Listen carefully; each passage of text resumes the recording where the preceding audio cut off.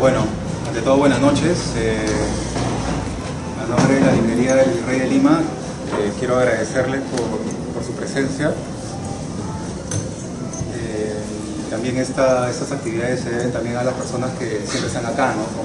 Como Dajo, como José Carlos, que está en la caja, y como Diego y como José Luis también, ¿no? Ellos son los que prácticamente nos ayudan a poder seguir este tipo de charlas con la frecuencia que ustedes ya conocen. Esta noche tenemos la presencia, sin duda, de uno de los más grandes escritores que ha dado la narrativa peruana en su historia, ¿no? O sea, yo creo que no es exageración hablar de que si hablamos, digamos, de la historia de la narrativa peruana durante el siglo XX y sus ecos que pueda tener en el siglo XXI, definitivamente Miguel Gutiérrez está en esa nómina, ¿no? Hace un tiempo, algunos años, a mí me preguntaron, para ti, ¿cuáles son, digamos, las 5, digamos, novelas peruanas más importantes, ¿no? A partir del siglo XX en adelante? Y yo no tuve dudas, ¿no? O sea, de mencionar Conversación en la Catedral, de Mario Vargas Llosa, Los Ríos Profundos, de José María Arguedas, No me esperen en abril, de Alfredo Bryce, ¿no? El mundo es ancho de ajeno, El cielo alegría, y La violencia del tiempo, de Miguel Gutiérrez. Yo creo que en ese sentido estamos ante un hecho bastante especial para estas charlas, porque definitivamente, o sea, Miguel tampoco no es una persona que salga mucho también, es una persona que o está leyendo, está escribiendo, es una persona consagrada netamente a lo que debería ser la literatura, el ejercicio de la literatura, a cuestionar a través de la literatura. Creo que si algo tenemos en claro todos es que la narrativa de Miguel Gutiérrez es una narrativa que cuestiona mucho, que no solamente es, digamos, el logro estético lo que él consigue, sino también una suerte también de cuestionar, digamos, la historia peruana última también, ¿no? O sea, de ir, digamos, tras lo que vendría a ser, digamos, el backstage, ¿no? Lo que vendría a ser, digamos, lo que ocurre detrás de escena, ¿no? En ese sentido, ¿no? Yo creo que Miguel Gutiérrez nos lleva a un nivel que nos hace sentir, digamos, orgullosos, ¿no? De tener un narrador como él acá, ahora, entre nosotros. Y a mí me gustaría preguntarte, Miguel, lo siguiente, ¿no? Es obvio para todos nosotros que ya has conseguido ya, digamos, un sitial en la narrativa peruana contemporánea, o en la historia de la narrativa peruana. ¿Tú cómo, digamos, si ya habiendo conseguido ese sitial, cómo así te renuevas? ¿Cómo así, digamos, bueno, yo tengo La violencia del tiempo, tengo Xochitl, ¿no? Tengo libros de ensayos bastante interesantes también. Por ejemplo, Celebración de la novela es un libro que se lo recomiendo a cualquiera que está acá. Yo así inmediatamente, si está el libro acá, cómprenselo porque definitivamente es un librazo. ¿Cómo tú te renuevas en seguir escribiendo? O sea... Bueno, buenas noches. Los sitiales siempre son movedizos, ¿no? No sabemos dónde estaremos mañana, ¿no?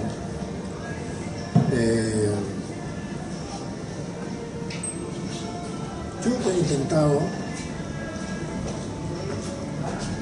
escribir todo tipo de relatos, todo tipo de ficciones, todo tipo de novelas. Una vez un amigo periodista me preguntó como qué escritor quisiera ser. Y yo le dije, como si fuera un adolescente, y está lejísimo de adolescente, le dije que yo quisiera ser como todos los escritores. Me gustaría tener las cualidades de autores diferentes. Así que es lo que más en pequeño he hecho en mi narrativa. Si hay algo que une a las 10 novelas publicadas por mí, es que cada libro para mí es una experiencia diferente. En cuanto, tal vez no en cuanto a los temas, pero sí en cuanto a la organización de los temas, a la organización de las tramas, a la organización, al uso de las diferentes técnicas. Por ejemplo, La violencia del tiempo como me dijo alguien, es una especie de, no una novela total, sino una novela sub, en el sentido que esta novela está escrita en base a un conjunto de novelas incorporadas en la estructura mayor. Cada una de estas novelas es diferente de la otra. Es una novela suma también porque he intentado utilizar diferentes tipos de lenguaje. Por ejemplo, en la violencia del tiempo encontramos el uso de lo que puede decir la lengua estándar, la lengua pública, y también la lengua conversacional, la lengua cotidiana. En la violencia del tiempo encontramos, por ejemplo, una novela que yo considero que es una especie de novela corta metida dentro de la novela, que es la que está dentro de la violencia del tiempo, que se llama Las aventuras del señor Bauman del Mes. Esa novela que está dentro de esa estructura mayor, sin embargo, se puede leer individualmente. Creo que tiene sentido en sí mismo. Y está escrito con el estilo de un narrador culto y elegante. El tono que emplea el doctor González en su diario de la peste también es el lenguaje, la manera, el estilo de un hombre culto, ¿no? Pero que no es un artista. Y hay otros personajes en que emplean el lenguaje popular con sus diferentes niveles. Entonces hay esa diversidad estructural, estilística. Si nosotros vemos los que han leído Babel del Paraíso, por ejemplo, Babel del Paraíso está escrita con una sola norma, es el lenguaje estándar culto. No hay variedades ni búsquedas lingüísticas ni estilísticas. ¿Por qué? Porque el tema no me lo pide. En el caso de la violencia del tiempo, ¿cómo se justifica esta incorporación de diferentes temas, diferentes estructuras? Porque en uno de sus niveles, la violencia del tiempo es también una novela formativa. Y uno de los personajes, uno de los narradores principales, que se llama Martín Villar, está aprendiendo el ser escritor. Así como hay un aprendizaje por parte de la vida, de su propia vida, ¿no? También está aprendiendo a escribir. Por eso en la novela, en niveles metaliterarios, ahí yo he rendido homenaje a todos aquellos, no a todos, pero sí a muchos de los escritores que de alguna manera dejaron alguna huella en mí, o a quienes le debo algo. Bien. Entonces, en la violencia del tiempo se justificaba esa búsqueda, por lo menos yo lo creo así. En cambio, la violencia del tiempo no, es un discurso único, con un lenguaje culto, una norma, la novela, el nivel estándar de la lengua. En el mundo sin socio, también es un relato en primera persona, que yo considero esta novela una especie de elegía en prosa, una elegía en prosa, y por lo tanto el lenguaje tenía que estar ligado muy cercano al discurso lírico. Y yo particularmente no soy un hombre muy lírico, lo cual significaba también un trabajo para encontrar ese lenguaje de la intimidad. En las últimas novelas he utilizado, digamos, un lenguaje más funcional. Entonces, para mí, cada libro que escribo es una nueva experiencia. Para mí, cuando me enfrento al texto, me renuevo, me rejuvenezco, porque parece que sigo siendo un adolescente lleno de perplejidades frente a la otra plana. Por ejemplo, Yo, por ejemplo, siempre he notado que tú tienes un gran faro mayor, o digamos un satélite, ¿no? Que lo veo en prácticamente casi todos tus libros, que es Dostoyevsky. Una suerte, digamos, de híbrido entre Dostoyevsky con Tolstoy.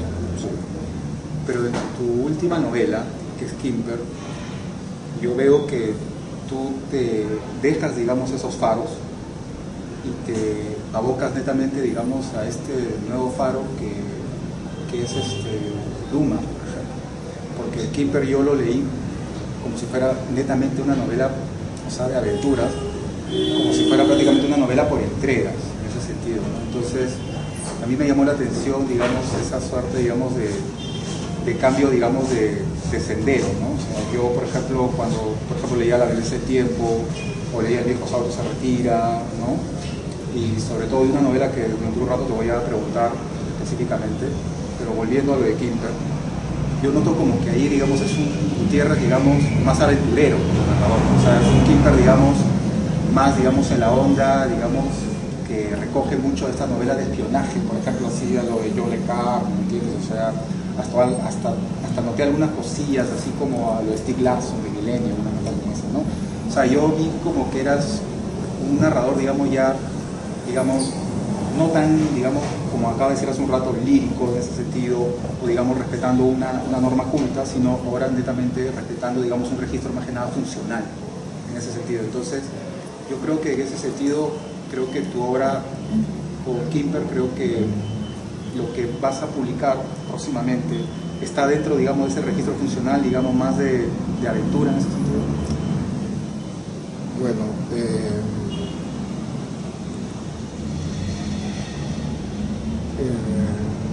efectivamente, antes que todo sobre Dostoyevsky y Tolstoy. Dostoyevsky es una presencia en mí. Ahora, todo escritor, hay dos maneras en que un escritor influye sobre otro escritor. Hay, creo, la influencia puramente formal. Uno aprende, llevándolo crudamente, uno aprende los trucos del arte de la narración. Entonces, así yo siempre estoy aprendiendo de todos los escritores, de mis mayores y también de los menores, porque finalmente cada hallazgo estilístico, técnico, estructural se convierte en un bien común. Muy bien, si no, veamos el uso del monólogo interior de Joyce a Fowler. Muy bien, entonces por una parte hay esa influencia, la influencia puramente formal, técnica. Pero hay otras influencias que están ligadas a tu propia vida, que algo tiene que ver con tu propia manera de ser, con tu intimidad, con tu sentimiento y visión del mundo. Es el caso de Dostoyevsky. Cuando yo leía Dostoyevsky a los 13 años, me di cuenta que había una gran afinidad. Por ejemplo, yo vivía en esa época todavía en un barrio relativamente pobre y había muchos enfermos en ese barrio. En esa época concluía mucha gente de tuberculosis. En la cuadra había dos tipos que padecían de epilepsia. Y cuando de repente leo El idiota, ¿no?, veo que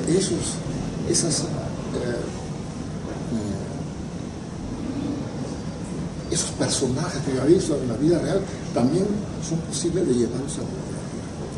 Entonces, básicamente, Dostoyevsky, a quien leí mucho desde los 13 años hasta los 18 años, y yo era, como todo joven, yo era un fanático. Yo no admitía que se le pudiera comparar a Dostoyevsky con Tolstoy. Tan es así que hasta juré nunca más leer a Tolstoy. Nunca. Ustedes saben cómo somos adolescentes. Hasta que dejé de leer a Dostoyevsky. Y después lo he leído relativamente poco. En los últimos años tuve que leer una de sus novelas porque me invitaron a dictar una charla. Pero aún cuando no lo lea, yo siento que Dostoyevsky está.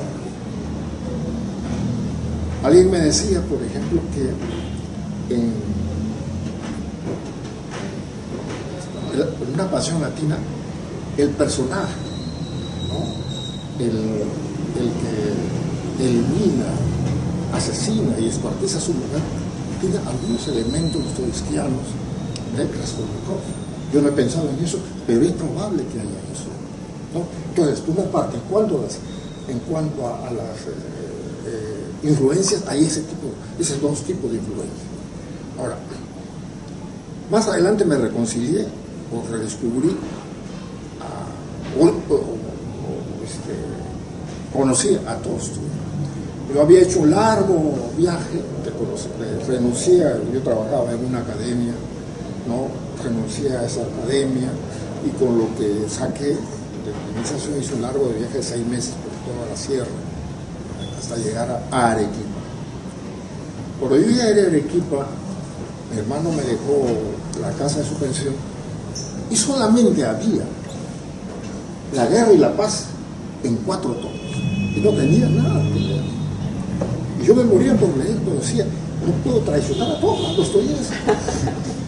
Hasta que finalmente, pues la infidelidad es parte de la vida, ¿no? Así que comencé a leer con mucho sentimiento de culpa, hasta que me fue agarrando esa novela.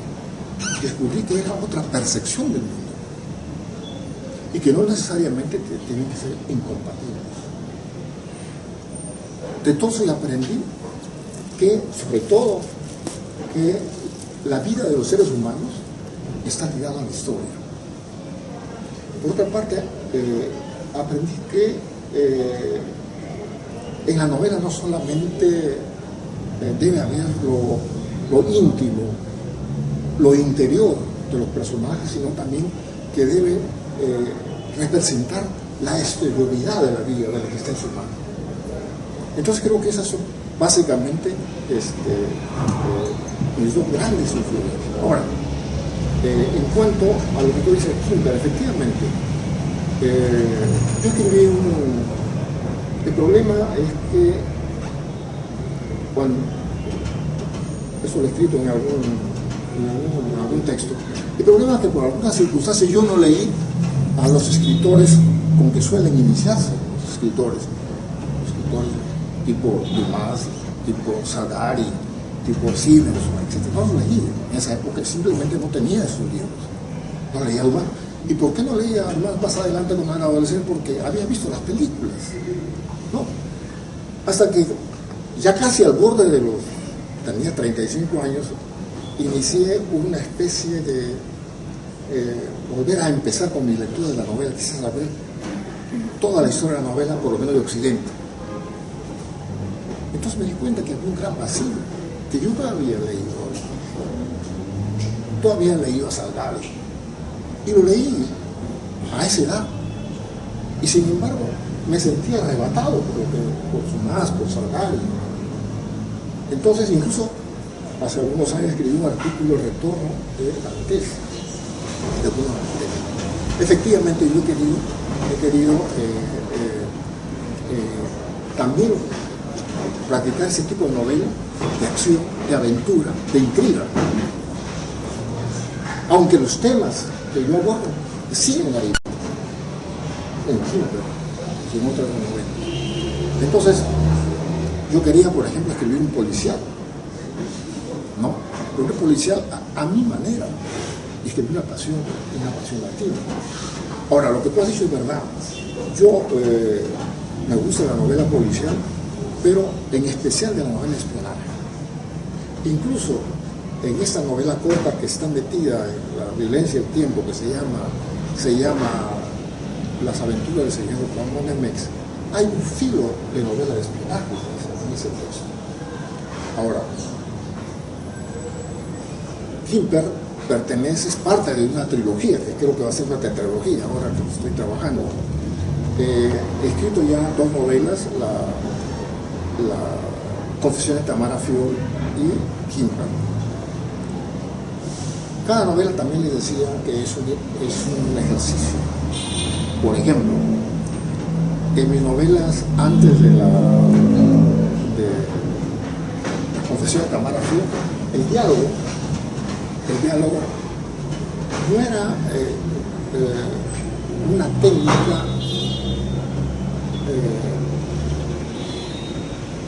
importante o principal, en verdad. En mis novelas había muchos diálogos, pero diálogos incorporados en el lenguaje, pero no había el diálogo de los personajes en el tiempo presente. Entonces, a partir de la violencia del tipo a partir de Tamara Fior, quise experimentar con el diálogo, pero no necesariamente el diálogo hemingwayano. El diálogo donde las discusiones son básicas, pueden ser de ideas, por ejemplo, en torno a las ideas. Y por otra parte también me interesó más el problema de la trama, el problema de llegar a un desenlace sorprendente, un tipo de relatos lleno de misterios, ¿no? Y eso en realidad era volver, digamos, en parte a este escritor, ¿no? Yo creo que quien preparó pues, a Tomás como gran escritor fue Humberto Eco. Muy bien, entonces estoy en esta fase. El tema de lo que va a ser una tetralogía probablemente, es un tema serio, que es el Perú de los años 80. Sin embargo, no he querido hacer un relato lleno de reflexiones, un relato demasiado serio, sino que en esta propuesta temática emplear todos los recursos que un novelista puede emplear. Y no retrocedo si tengo que emplear las modalidades del relato policial.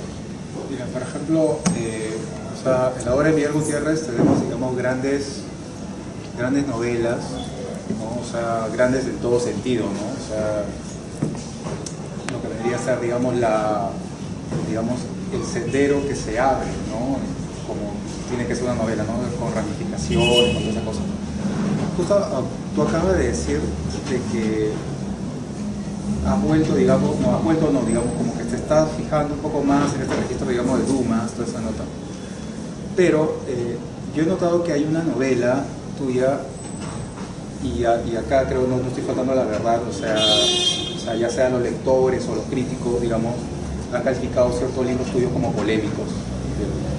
Pero no entiendo por qué, o sea, no abordan mucho esta novela que la verdad yo la recomiendo y una novela que tuve el honor de presentar en una segunda edición, me acuerdo, en una editorial de Huancayo, creo que era Bisagra, que es esta novela que se llama Poderes Secretos. O sea, yo la verdad sugiero que lean esa novela, Poderes Secretos. Es una novela corta de 150 páginas, si no me equivoco, donde prácticamente ahí yo veo, digamos, que condensas esta influencia no solamente, digamos, de las novelas, digamos, de aventuras o de espionaje, sino también estas novelas también policiales, así, digamos, a cómo, por ejemplo, dirigí esta colección Borges con Joy Casares del Séptimo Círculo.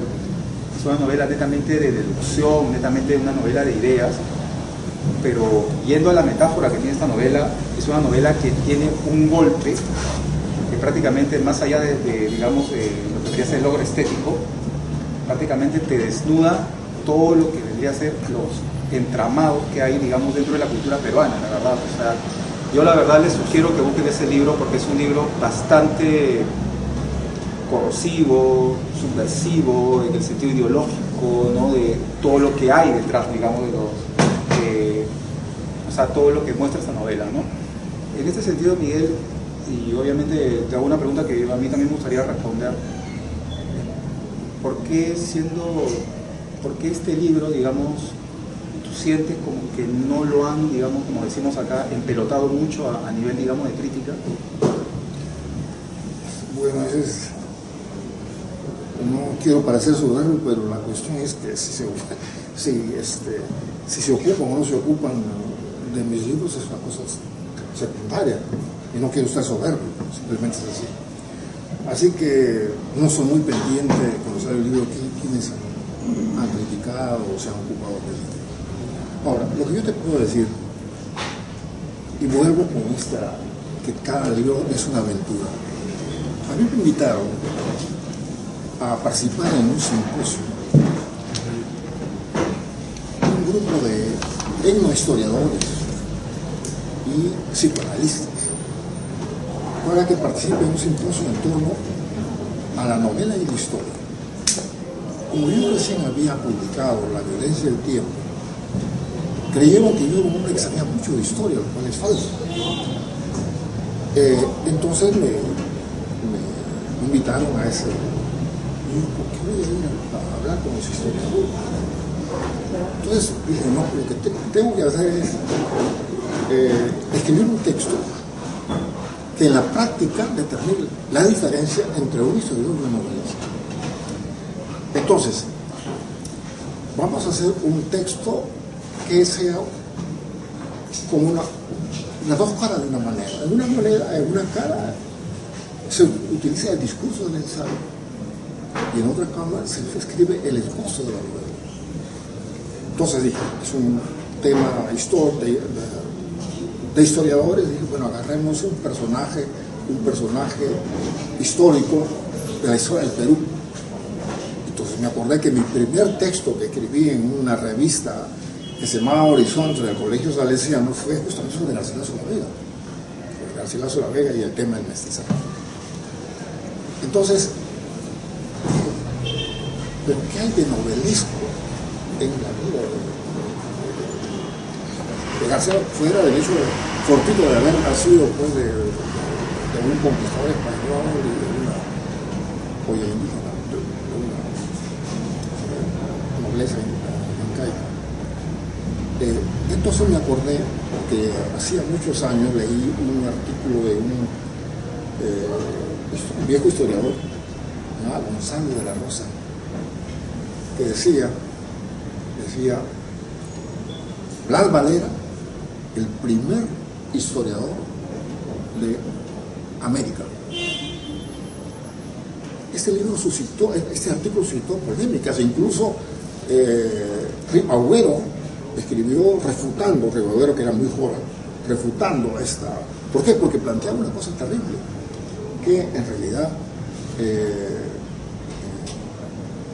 Garcilaso habría plagiado, pues un plagiado en parte de la crónica perdida de Valera. Pues ahí me encontré con un elemento novelesco. Muy bien. Entonces, en la primera parte, dije, bueno, en la parte ensayística, o que adopta como técnica el discurso del ensayo, digo, bueno, ¿qué de novelesco hay en la vida de Garcilaso y qué de novelesco hay en la vida de Blas Valera? ¿No? Entonces, claro, lo verdaderamente importante en la vida de Garcilaso es la escritura de los comentarios reales de la Florida del Inca. Eso es verdaderamente lo importante en la vida de este hombre. No que haya participado en la batalla, no sé cómo se llama, Pujarro, no sé cómo se llama, ¿no? Ni que haya querido revalidar su condición de noble, nada. Entonces, la escritura para mí de los comentarios reales es lo verdaderamente novelesco. Y mucho más, sí había ese misterio de que en realidad, y Garcilaso reconoce como en 40 oportunidades, alude al texto perdido de Blas Valera, que lo considera como una especie de maestro, a pesar que Blas Valera era menor. Muy bien. Eso por un lado. Pero por otro lado, las novelas históricas me interesan en la medida que hablan al presente, a la actualidad.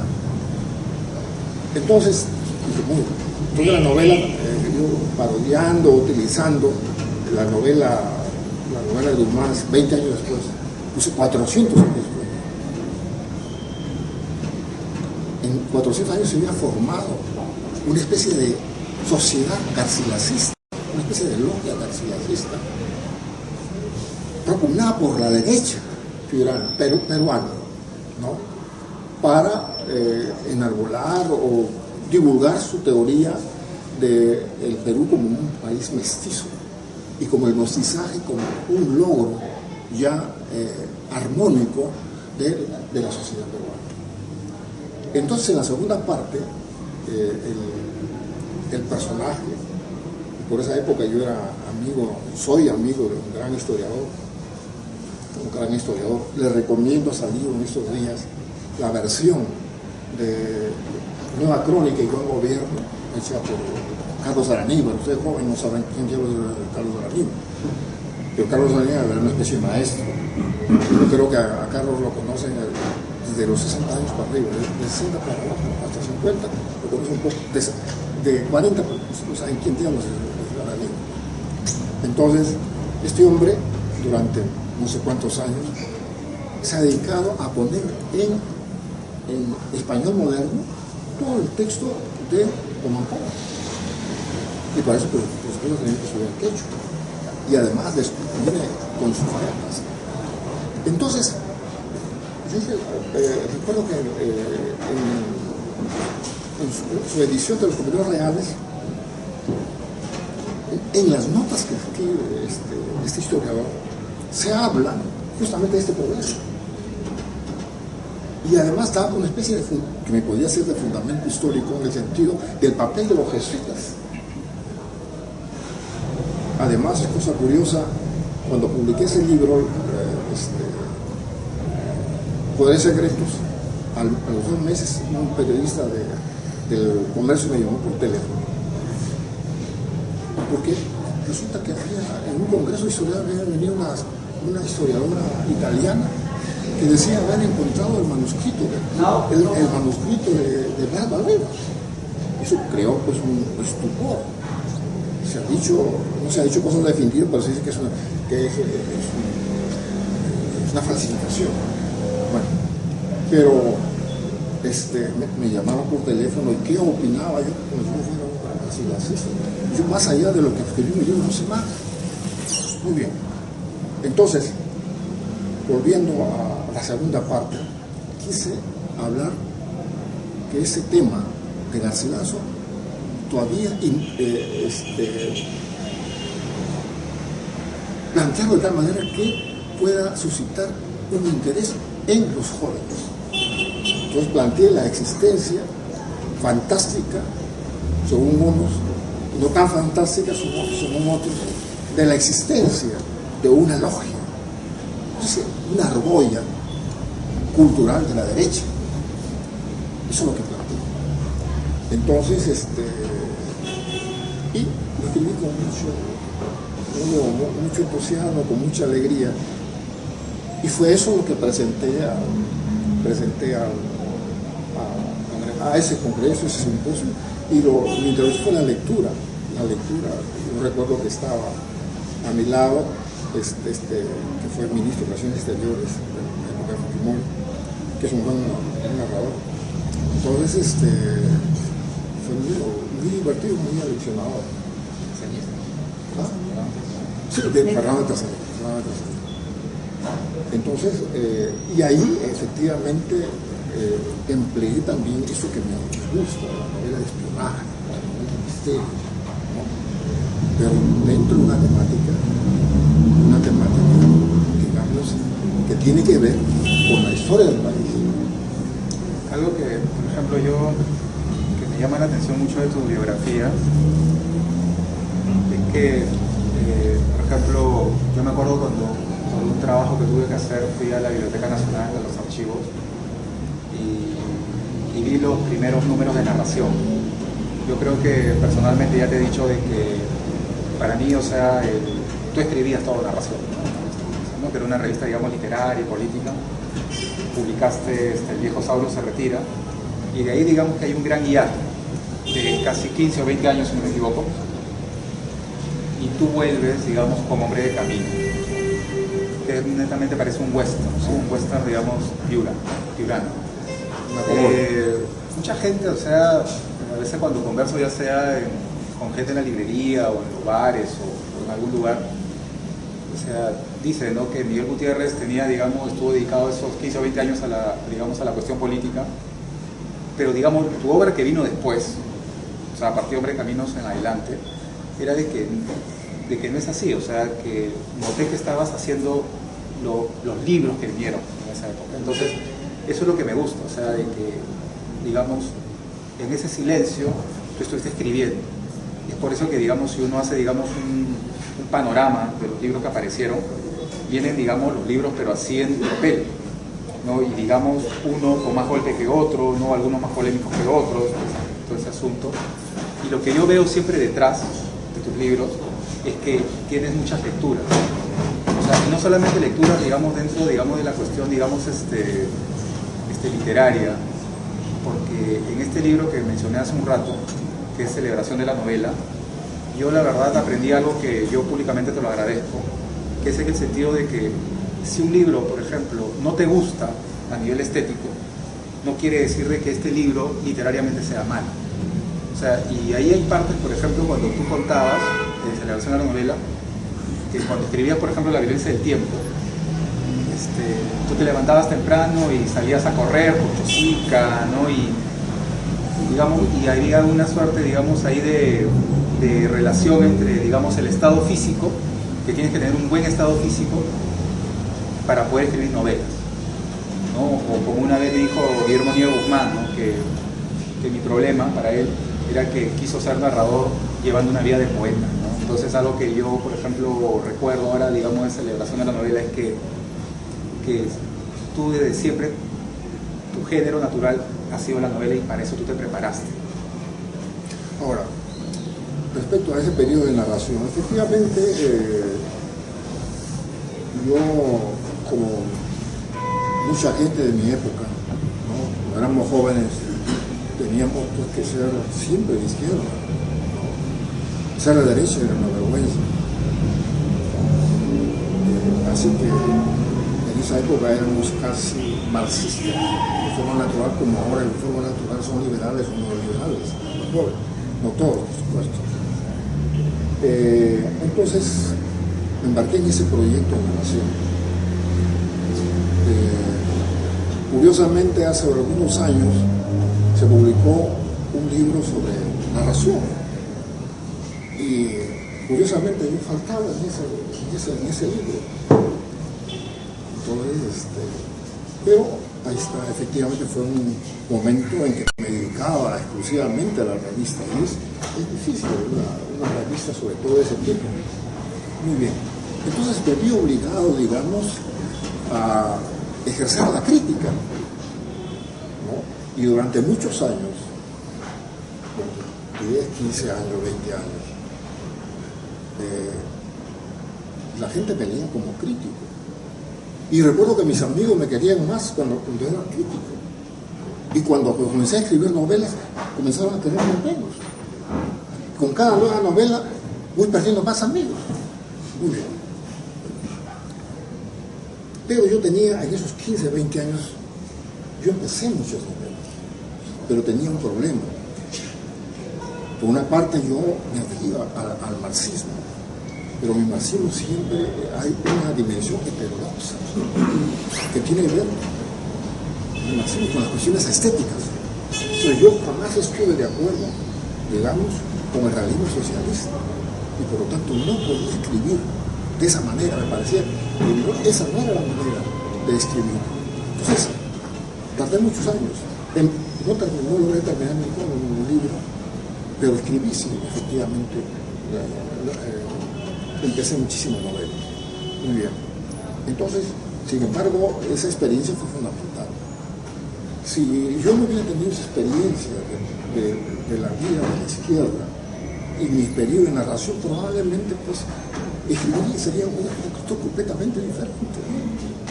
No sé qué escribiría, ¿no? A partir de ese momento conocí otros aspectos de la realidad, otros mundos, otros tipos de personajes, ¿no? Entonces ha sido una experiencia fundamental para mí, pero hubo un momento que había que mantener una distancia entre la ideología y la poética, ¿no? o la literatura, o la novela. Entonces ahí viene la manera de todos esos contenidos y todas esas experiencias vitales, sociales, políticas, incorporarlas a la novela, pero viendo un discurso que no fuera el realismo socialista. Tú has dicho, por ejemplo, mientras escribía La violencia del tiempo, de repente comencé con un capítulo en que decía, cuando uno lo olvida tiene que ser más bandolero. Pero escribir a fines del siglo XX una novela de bandolero. Además, los novelistas regionalistas habían escrito grandes novelas sobre bandoleros, empezando de López Almújar, de Los Caballeros del Delito, yo respeto mucho. Entonces me parecía que a fines del siglo XX una novela de bandoleros no tenía razón de ser. Hasta que recordé las novelas, las western italianos, llamados italianos, de Sergio Leone, donde a la novela del oeste se le incorpora otros elementos como el humor negro, la música, una música diferente, un vestuario diferente. Entre, por ejemplo, Clint Eastwood y John Wayne hay una gran diferencia. Hay una cowboy muy bonita que se llama, que yo la vi cuando tenía 15, 16 años, que se llama El Desconocido, con Alan Ladd. Hay una terrible pelea. Se destruye la taberna, ¿no? Y termina con un cuadrito sin sangre, En cambio, tú ves en esas películas italianas, ves de entrada, pues físicamente no hay diferencia entre el bueno y el feo.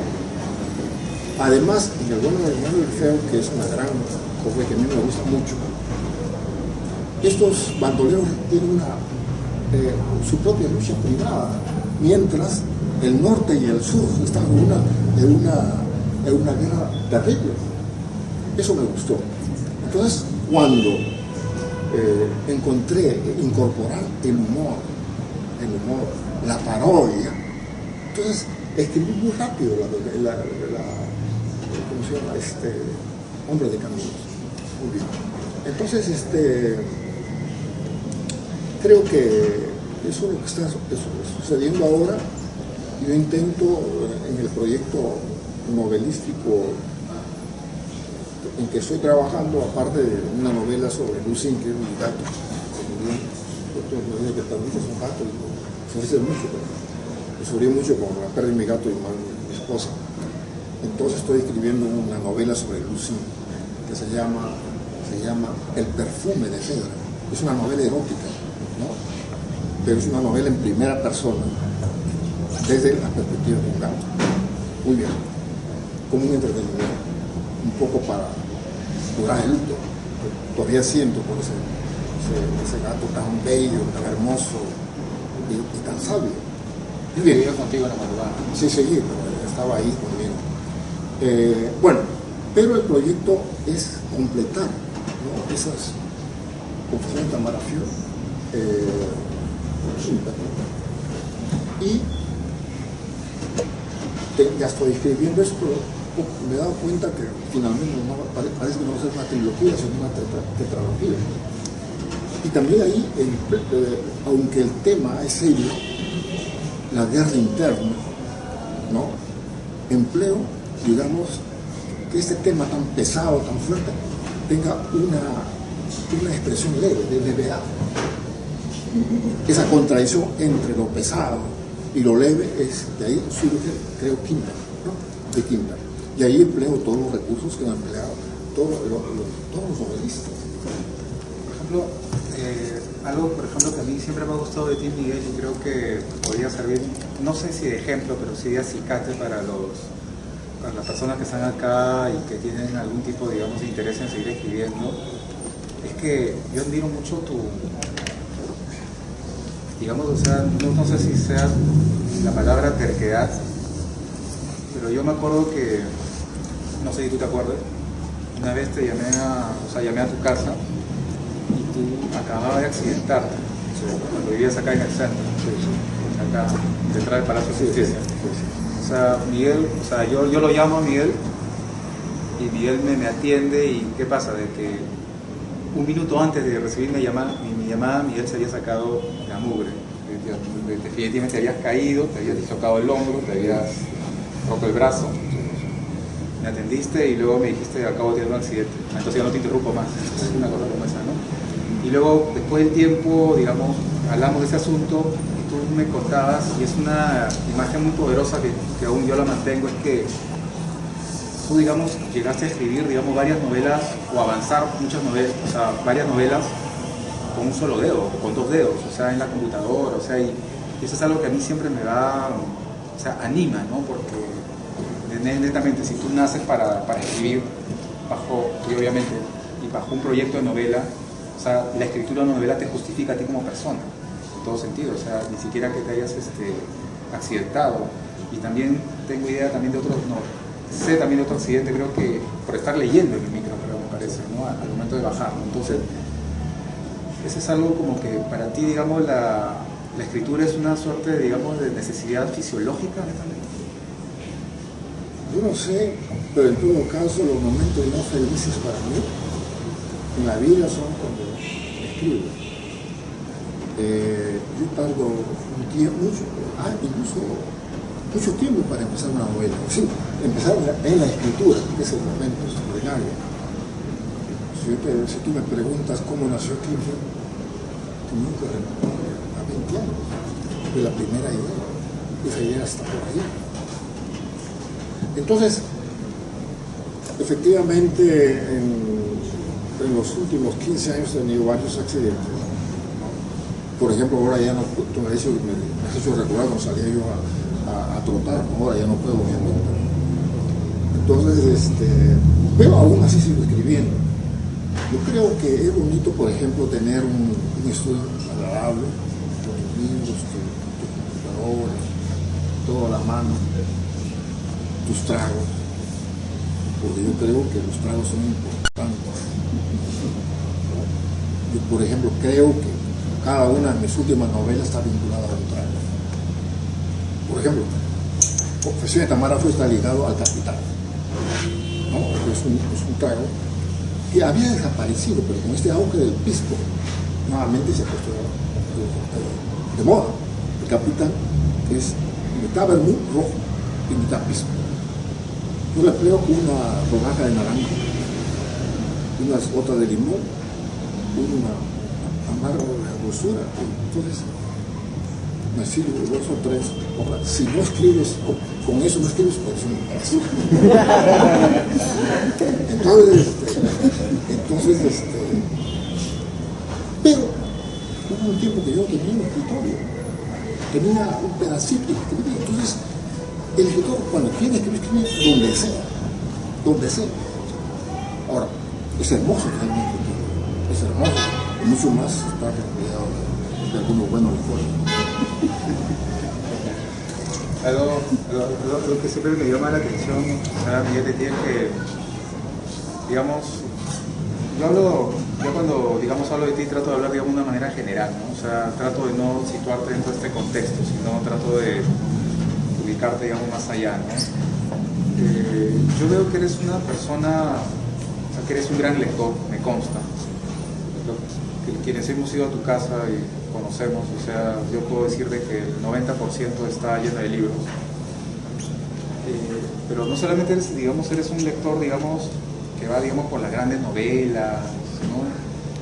Y eso es algo que, y este punto es un aspecto que me gusta bastante de ti, que tienes esa sensibilidad, digamos, para leer a los nuevos, en ese sentido, ¿no? O sea, siempre estás atento. Y al respecto, por ejemplo, el año pasado la Universidad Garcilaso de la Vega publicó un ensayo tuyo sobre narrativa peruana última, ¿no? Y a mí eso me lleva a preguntarte, porque eso lo veo poco, la verdad. No solamente lo veo poco entre, digamos, los escritores mayores en Perú hoy en día, sino también lo veo poco, digamos, entre los narradores, digamos, latinoamericanos, europeos, digamos, que le dan una ojeada, digamos, a los nuevos que aparecen. Tú más o menos en lo que has podido leer, más o menos, ¿qué líneas narrativas, qué tendencias te han llamado la atención?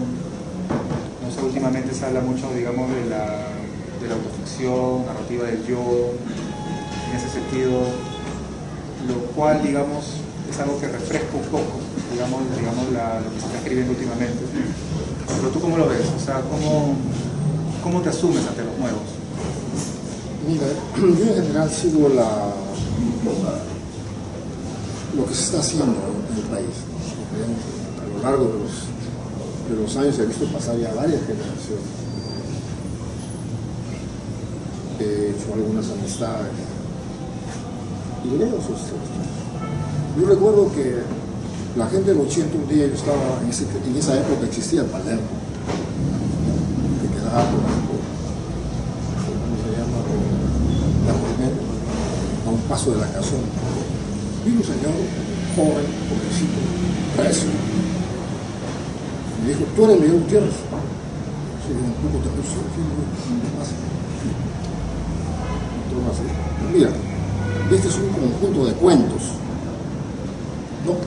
Y hemos llegado a la conclusión que el único que podría hacer el plomo eres tú. Además, es tu deber. Bueno, yo soy cumplidor de los deberes. Pero fue una cosa grande, porque me encontré con cuentos interesantes, con otros escritores tan jóvenes que yo, lo que se llama la época de los años 80. Conocí a muy buenos amigos, buenos escritores. Entonces, yo siempre he seguido lo que está haciendo no solamente la gente de mi generación, sino sobre todo la gente que viene detrás de mí. Y voy aprendiendo de ellos. Ahora, y lo mismo ahora, desgraciadamente, menos con la poesía. Me gusta mucho leer los poetas. Y claro, yo recuerdo que para ciertos pasajes, antes de ponerme a escribir algún pasaje, algún episodio de la violencia del tiempo, leía a los poetas, ¿no? Leía a los poetas como un estímulo verbal. Muy bien. En los últimos años conozco a varios amigos de la edad de Gabriel, de Johan y otros. He estado leyendo sus cuentos y voy notando que se ha ido generando verdaderamente una nueva promoción, una nueva generación de narradores, como no había habido en los años 90, ¿no?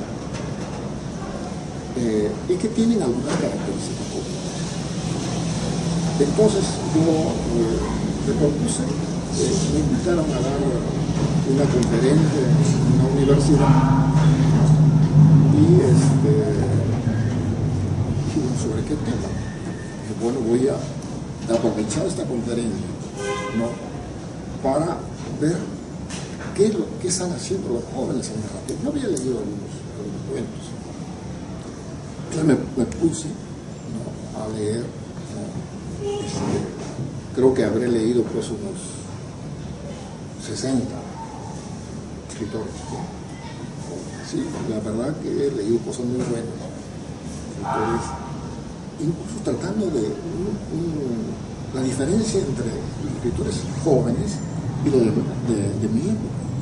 De mi época pues eran los contados, ¿no?, los escritores, pero ahora pues hay jóvenes. Y otra cosa interesante, que todo lo que yo leí, por lo menos muchachos que escribían libros de cuentos, tenían un nivel, y el libro de los cuentos es estupendo. Yo recuerdo, hay un cuento que me gustó mucho, no me acuerdo el título, un chico joven que es de ambiente culinario. Exacto, es interesante. Sin dejar de ser un relato sobre las comidas, ¿no?, sobre las recetas, sobre el ambiente de los gourmet, se va tejiendo un cuento policial con su desenlace. Además, muy bien escrito, muy elegante, muy sutil. Entonces, he seguido la narrativa. También he leído las novelas. Creo que hay muy buena novela. Aún creo que todavía no hay una gran novela. pero se están encaminando hacia eso. Ahora, lo que yo veo es el peligro, ¿no? Que además es el problema de la época, ¿no?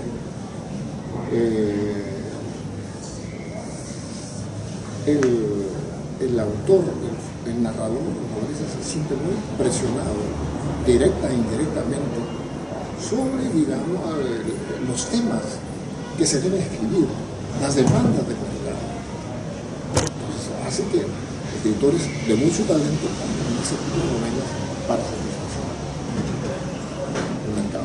Eso creo que es uno de los peligros de los escritores jóvenes.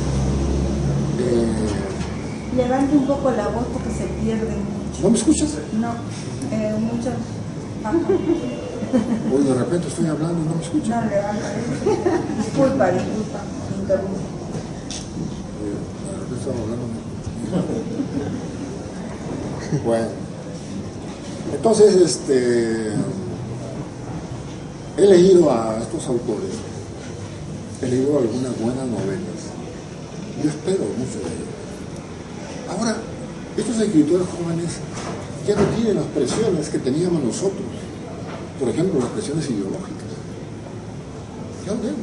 Los muchachos de ahora les importa un comino las cuestiones ideológicas, las cuestiones políticas.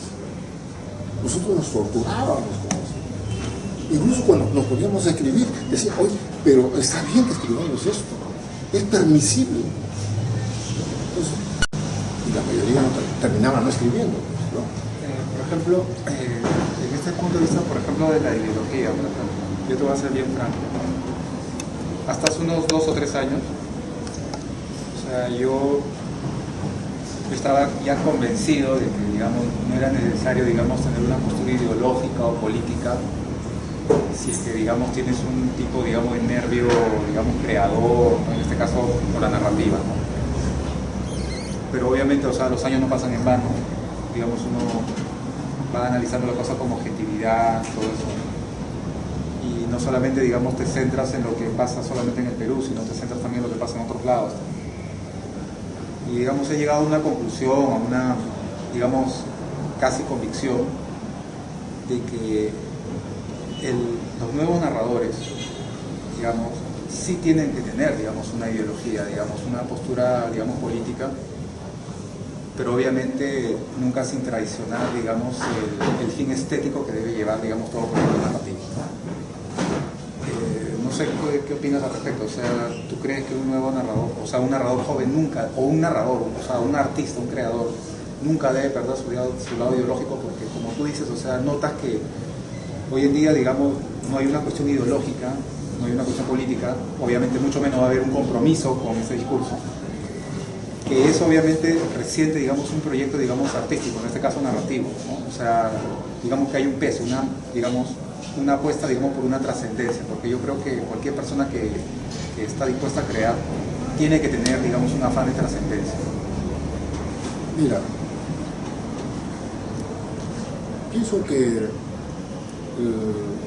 lo ideológico era un aspecto muy importante para los escritores de mi época, tal vez hasta los escritores de los años 80. A partir de los años 90 noto que esto ha ido desapareciendo.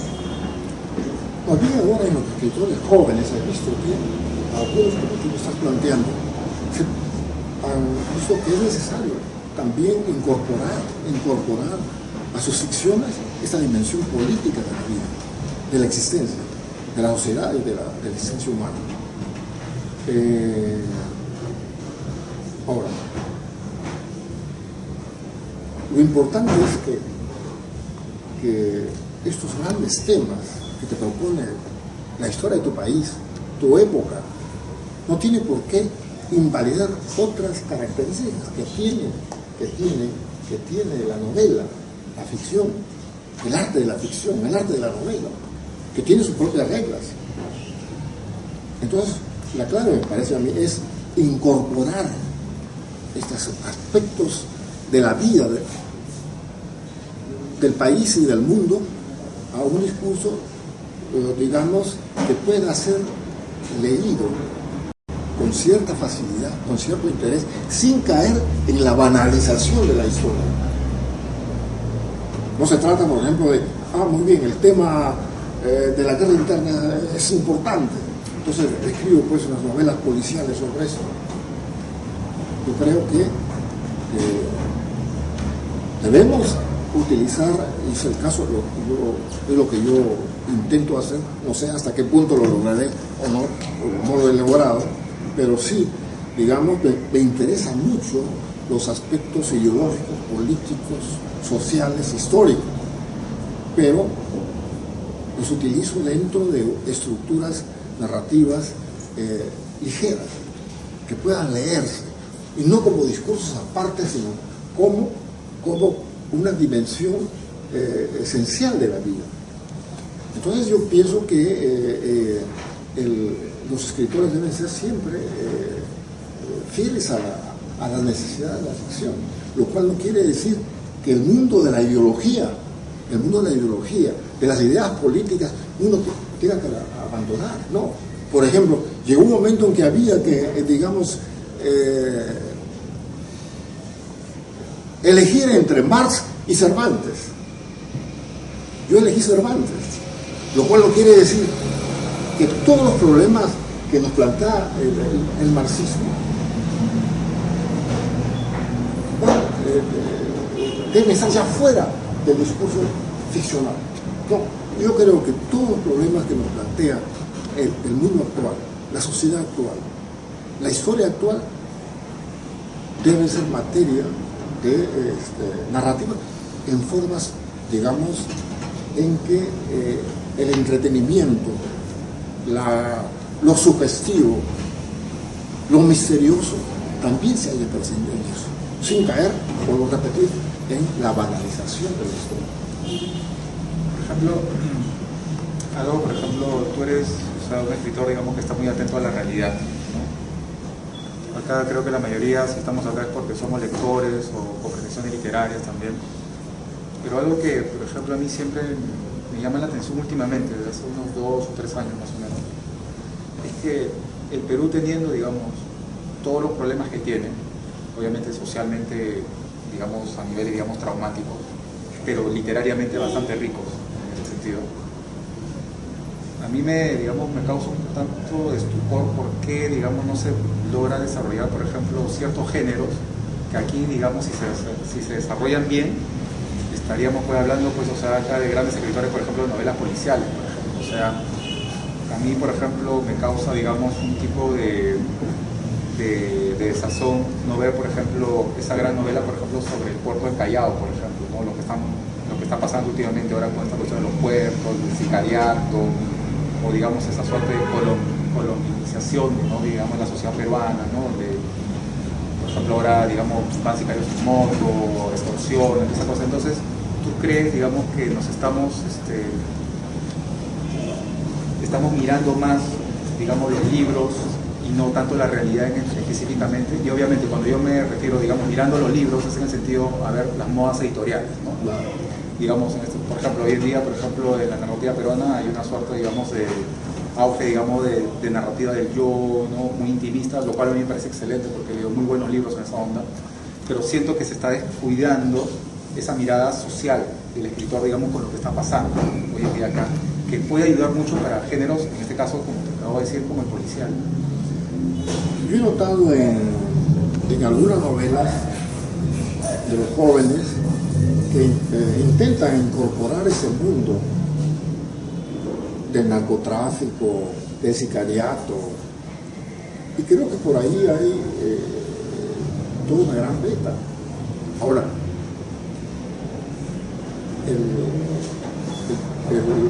el plan es que, digamos,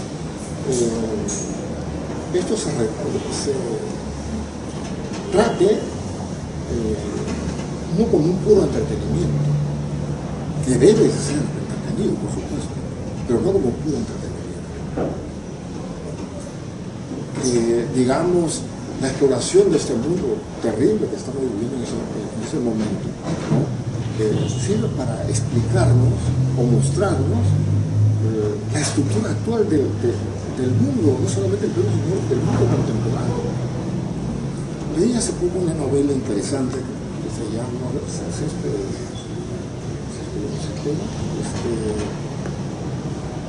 mexicano, Patterson, que tiene un apellido de boxeador de Patterson, había un campeón Patterson, que se llama Milena o el hueso húmedo o el fémur más hermoso del mundo. Muy interesante. ¿Qué es lo que me ha interesado ahí? Es que te revela esta novela en que frente a los poderes que aparentemente gobiernan la sociedad, hay otros poderes infiltrados, ¿no? Infiltrados en todos los niveles de la vida, en todas las instituciones. En pocas novelas me he sentido en esa forma tan real, tan intensa, que te hace pensar, bueno, ¿en qué mundo estamos viviendo? ¿En qué mundo? Y por ahí me parece que hay toda una beta, porque además uno no puede dejar de trabajar sobre los temas que nos impone la realidad en algún momento. Entonces, por ahí veo yo que hay un largo camino. Ahora, en cuanto a lo que tú me dices, efectivamente, desde Borges, antes, bueno, hablando en Latinoamérica, se ha ido formando el tipo de escritor, de novelista, que es un poco cerrado al mundo, que vive entre cuatro paredes, entre libros, y de eso hace su literatura. Incluso buena literatura, en el caso de Borges y de otros. Sin embargo, pienso que los escritores que, aparte de tener una gran formación cultural, tienen una vida intensa, ¿no? Vital, ¿no? Pueden llegar a interpretar mejor el sentido del momento, del tiempo que les ha tocado vivir. Un día estaba leyendo un libro de uno de estos jóvenes y otro joven me dijo, es bueno, pero le falta calle. Le falta calle. Y efectivamente, a algunos les falta calle. Y además dicen pues que no es necesario la calle, basta estar entre los libros, ¿no? Pero el problema es que solamente estando entre los libros, entre cuatro paredes, ¿no? Y no tiene malo, hace como 20 años que son entre cuatro paredes, ¿no? No está nada mal y puede dar lugar a una literatura. Sin embargo, yo prefiero sinceramente a los escritores vitales, que han tenido calle.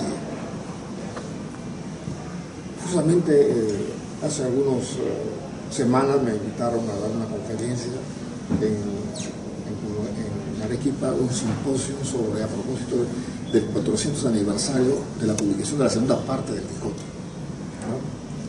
Entonces yo les decía justamente eso.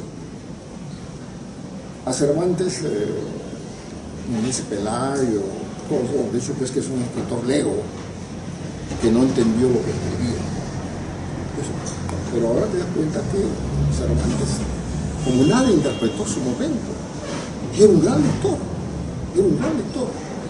que es lo que dice Unamuno, que no entendió lo que escribía. Es una tontería, es una novela llena de sutileza, llena de sabiduría.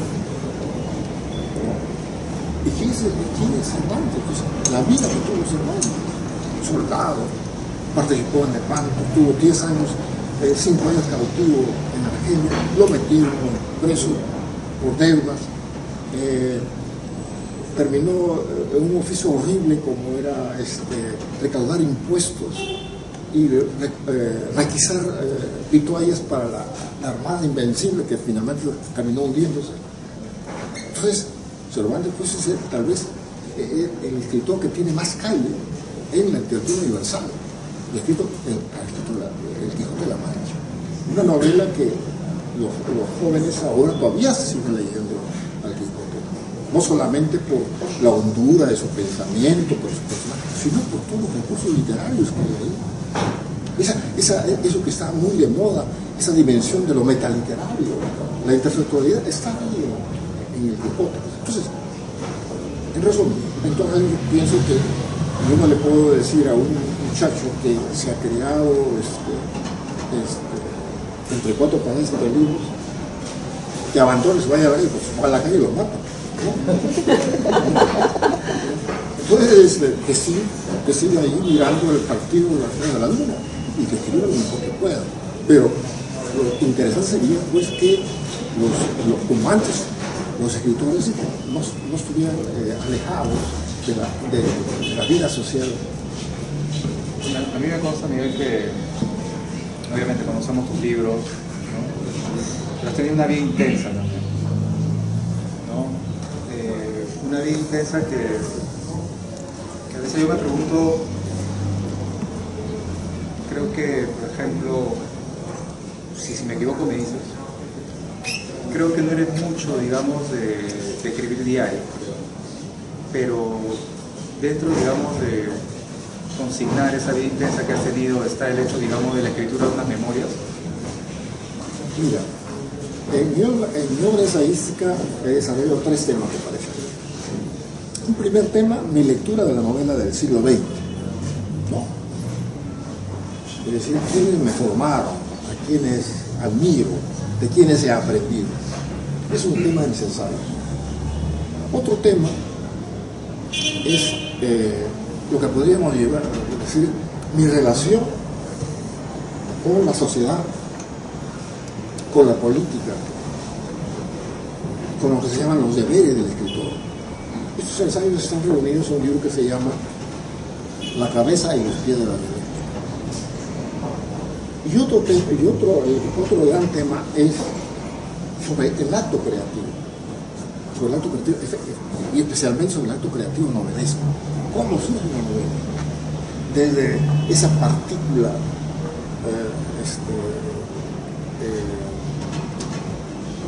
que Henry James llamaba, ¿cómo se llamaba?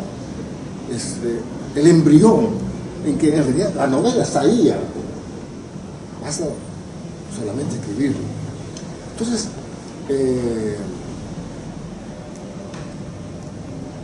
eso es parte bueno, a lo que voy. Sí, yo no podría escribir memorias. Así conforme yo soy muy malo escribiendo diarios, mejor dicho, me aburro. Tampoco soy muy bueno escribiendo cartas. Si habré escrito pues 10 cartas en mi vida será mucho. No puedo. Sin embargo, sí empleo las cartas, los diarios como técnica narrativa. Las memorias como técnica narrativa. Ahí sí. Ahora, en cuanto a problemas de mi propia vida, que no creo que sea muy interesante, sin embargo, lo autobiográfico está metido en los ensayos que tiene como tema el acto creativo. Por ejemplo, al contar, que da título a un libro, en celebración de una novela, es un poco la historia secreta de la violencia del tiempo, cómo escribir la violencia del tiempo. Pero no solamente como problemas técnicos, que también están, sino lo que había detrás de la escritura. Entonces, de alguna manera, como muchos peruanos, yo también estaba comprometido con esa época, muy directamente. Y en cierta forma la violencia del tiempo era una especie de seguramente con muchos peruanos, de sobrevivir a una época tan difícil, donde hasta familiarmente tú estabas comprometido. Entonces, lo que pueda haber de autobiográfico está en esos ensayos, ¿no? En estos ensayos, y creo que quiero esta temática de los ensayos sobre el acto creativo novelesco, quiero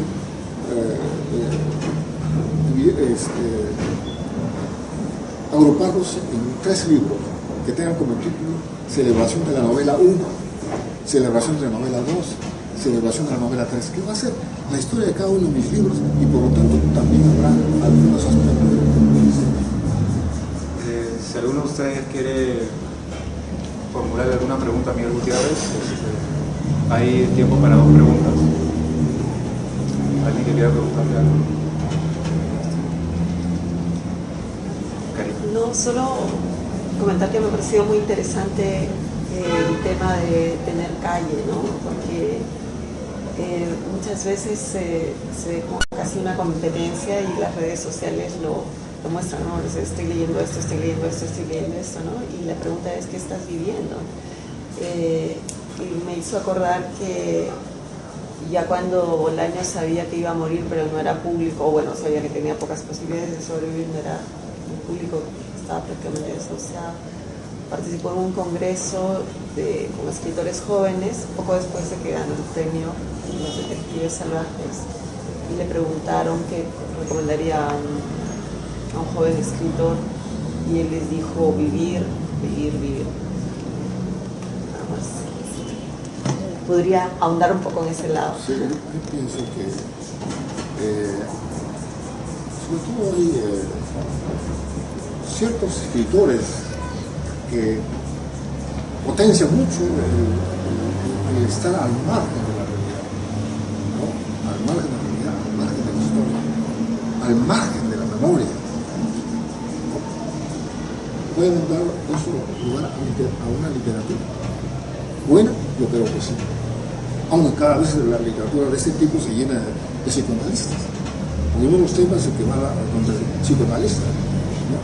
Que tiene problemas con su yo, con su novia. Entonces se está convirtiendo en psicoanalista en los personajes principales de la literatura actual, ¿no? Entonces, yo pienso que los escritores escriben como quiera, como se sientan mejor. Y si hay escritores que por X razones solamente se han peleado entre libros, también puede dar una buena literatura, pero es difícil ser Borges, es difícil ser Borges. Entonces, yo particularmente pienso que el escritor no debe perder contacto con la realidad, con la vida múltiple, con las diferentes dimensiones de la vida, una de las cuales es la dimensión política. La pregunta yo. Victoria.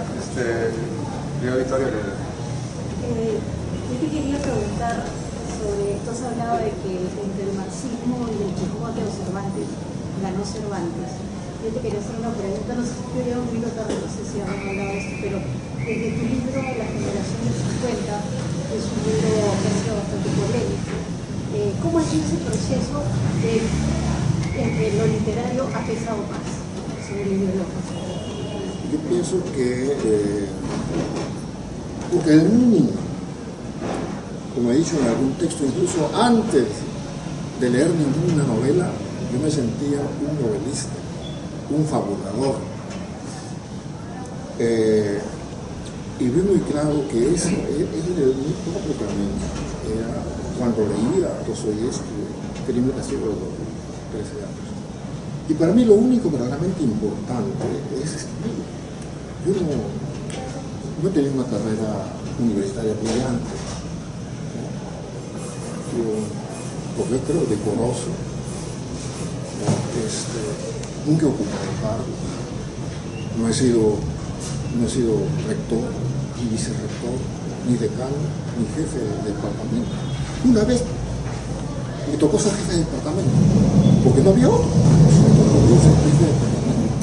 Menos mal que hubo un concurso y ganó el señor. Entonces, cuando vino a hacerse cargo de su cargo, renuncié ante él para que él se hiciera cargo de la jefatura. Le veía a los ojos conmigo. Entonces me sentí libre. Entonces, sin embargo, como todos escritores de esa época, que tomamos conciencia de lo político en la Revolución Cubana, el camino que nos daba el marxismo, ¿no? Era el camino. Y todos nos orientamos, aunque claro, por ejemplo en Narración, todos eran gente de izquierda, aunque cada quien pensaba en forma diferente dentro de la izquierda. Dentro de la izquierda. Muy bien. En esos periodos que se refirió Gabriel, de los años, unos 15 o 20 años de mi vida, yo estuve muy, yo político estuve muy ligado, muy presente en mi vida, porque yo quería también actuar en política. Yo también quería actuar en política, dar mi propia batalla.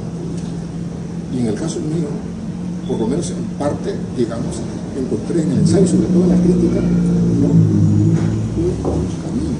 Pero me di cuenta que eso no era, porque entre tanto estaba dejando de lado mis ficciones, ¿no?, de las cuales no escribía, pero continuamente estaba dándole vuelta. Entonces, yo estudié el marxismo, he leído los textos más o menos canónicos del marxismo, he leído a Marx. Pero sé que hay otra gente que lo puede hacer mejor que tiene más capacidad. En cambio, digo, las historias que imagino, que estaba imaginando, que siempre están en mi sola mente, yo las puedo escribir. No porque sean grandes novelas ni porque van a cambiar el mundo, no, sino que si no las escribo, me sentiré pues un tipo infeliz. No creo. Entonces, cuando yo elijo Cervantes, no quiere decir que por eso dejo de desinteresarme de lo que pasa en el mundo. Por eso yo, para mí, el intelectual, el escritor, uno de los paradigmas de modelo es justamente Cervantes. Yo quería hacerle una pregunta acerca de la memoria, ¿no? ¿Cuán importante es la memoria para poder escribir una novela? Generalmente todas las novelas parten de lo que se llama la memoria, ¿no? Su primer libro, su primera novela, El viejo sabor se retira, es un ejercicio de la memoria, de su infancia, adolescencia. Igual la violencia del tiempo, ¿no? Sin embargo, ahora se puede decir que en estos últimos tiempos en la narrativa peruana sobre todo se está hablando mucho de eliminar el tema de la memoria, ir contra la memoria. Hay una polémica que se está armando, ¿no?, acerca de eso. Yo quería saber su opinión acerca de cuán importante la memoria dentro del trabajo novelístico. Y otra pregunta, sería también hablar sobre el tema de la novela total, ¿no? Porque también se está rechazando el trabajo de hacer una novela abarcadora, una novela que tome las voces de diferentes personajes, ¿no? Y tal vez esto sea porque, como dijo hace un momento, se está escribiendo para un público nuevo, ¿no?, que sea una literatura más fácil, ¿no?, más llevadera. Quisiera saber su opinión sobre esos dos temas. Sí, yo pienso que una de las características de estos escritores jóvenes, por no algunos, no todos, es el rechazo de la novela total, el rechazo de los grandes proyectos. Yo recuerdo que cuando, en la época que publicó Mario Benatín, yo me conocí, me fue a visitar una amiga que ya murió, una gran narradora, Pilar Duby. Entonces me mostró sus 3 primeros libros, los leí en manuscrito. Yo había leído de él Las mujeres de Sala, o Las mujeres de Sala, no recuerdo bien. Las mujeres de Sala. Me pareció un escritor interesante. Además, un nuevo tono en la narrativa. Pero él plantea, poco a poco, a medida que se fue conocido, o sea, se hizo más conocido, él plantea un poco también eso, una novela, aunque no lo dice directamente, la margen de la historia. Además, decía, exaltaba la novela breve, o sea, una novela que pasara de 100 páginas era necesariamente mala, ¿no? Entonces un poco que los jóvenes ahora, cuando rechazan la novela total, yo creo que en parte es por las cuestiones que has dicho sobre el problema del mercado, que ahora la gente quiere leer libros rápidos, ¿no? En los aeropuertos comprar el libro y después olvidarse, entretenerse en ese momento y después olvidarse. Pero también una novela que intenta ser total, amplia, abarcadora, como los detectives salvajes, precisamente, ¿no?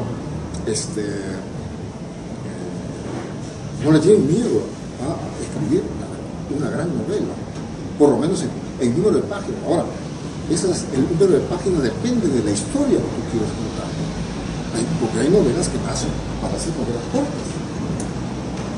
Yo creo que el gran maestro pues es Tolstoy. Tolstoy escribió esa novela para niños, escribió novelas cortas, grandes cuentos y grandes novelas, ¿no? Yo no creo pues que había que escribir novelas cortas o no. Yo creo que cada historia te impone si es una novela larga o de gran aliento. Leí hace algunos años una novela un poco densa, pero muy interesante, de Jonathan Litter, ¿no? Las Benévolas, una novela de 800 páginas. Y es un judío norteamericano que esa novela está escrita en francés. Él va contra este postulado que hace el postmoderno de que ya se contaron todas las historias. ¿Para qué intentar grandes universos? ¿No? ¿Para qué meterse en los recovecos de la memoria? Pero viene este hombre judío, ¿no? Cuando muy joven, comienza a escribir la novela a los 32, 33 años. Le llevó, creo, 7 años escribir su novela. La época en que Tolstoy escribió La Guerra y la Paz, ¿no? ¿Sobre qué tema? Sobre los campos de concentración. Me parecía a mí ya un tema totalmente agotado,